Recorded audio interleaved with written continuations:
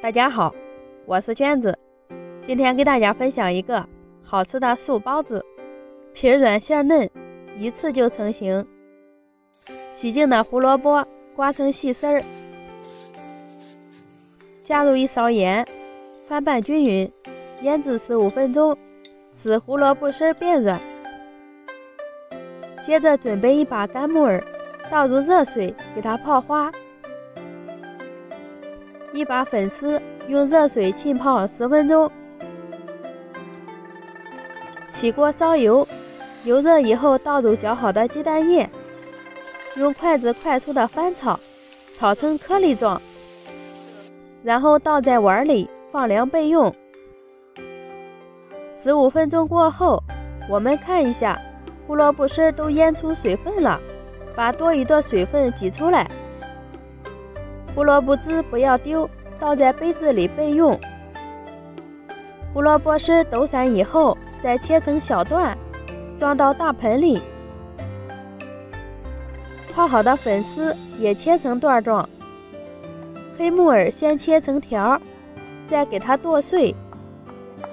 所有食材都放在一起，倒上炒好的鸡蛋碎，放一把葱花，加入适量的盐，1勺五香粉，1勺麻辣鲜，1勺蚝油，再淋上一些食用油，充分的给馅料搅拌均匀，香喷喷的胡萝卜馅就调好啦，放在一旁备用。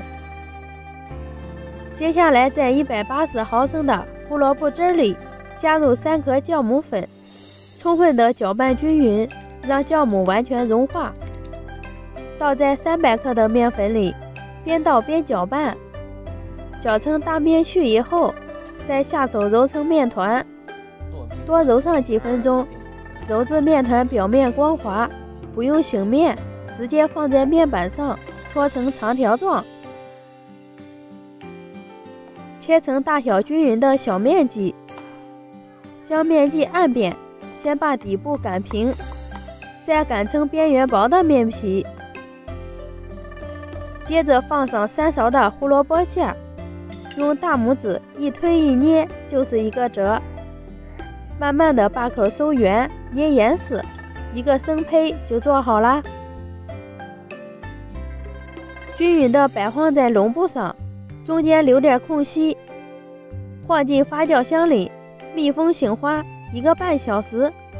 没有发酵箱的话，也可以放在温水里帮助发酵。时间到以后，我们取出生胚，看一下体积都明显变大，就是醒发好啦。